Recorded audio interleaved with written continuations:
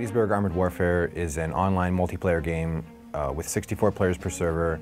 It's an RTS FPS hybrid set in this alternate history universe where these guys come back from the future to try to change the outcome of the Civil War by bringing futuristic technology back to help the South defeat the Union.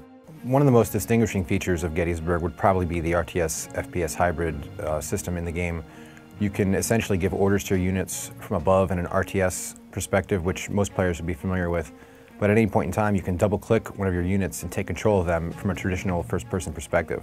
The game features 14 different unit types, everything from the USS Cairo ship, the Ironside ship, to cavalry, to traditional 1860s soldiers with muskets, and futuristic soldiers with machine guns, RPGs, landmines, pretty much every type of weaponry you can imagine.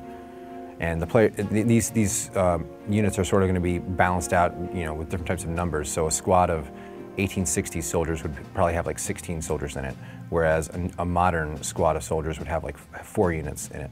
In addition to traditional Civil War units, the game also features some futuristic units, things like APCs, mobile artillery, tanks, and even Zeppelins. So players will be able to take control of all types of units, and they can build their own armies featuring up to 192 units in the Army skirmish mode. So they'll be able to control 192 units in the RTS mode, and at any point in time jump down and take control of these units in the multiplayer game. So the game worlds are pretty big. Technically they're 9 squared kilometers, and the Zeppelins are pretty helpful for scouting out terrain and sort of being like forward units, but they're also pretty useful for bombarding enemy units that are pretty far away. So because the game features an army builder, which allows players to sort of customize, and choose the units they want to use, they're going to be able to develop their own individual strategies. So if a player likes to sort of play it safe and cautious, they can select units that allow them to sort of cater to that play style. The more aggressive players are going to want to, take these fast-moving armored units and sort of support them with infantry battalions and things like that. But the army builder will allow players to sort of customize the experience to whatever play style they really want to use.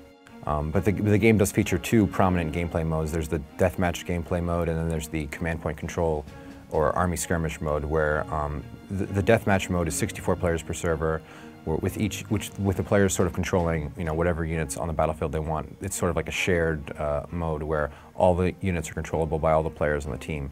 And the army skirmish mode is a much more lower player count. It's got like 4 players per server. And the players can build their own custom armies in that mode and sort of battle it out with each other, and that way fighting for command points placed throughout the map. So I've been developing the technology for a few years now. The game essentially supports 1,024 individually controllable units, all synchronized among 64 clients. You can essentially take control of these units and move them around. So it's a little different than games like Total War. We've got these sort of squads of armies that aren't unique individual entities. Whereas in my technology, each unit is an actual controllable character model with all its own unique attributes and things like this.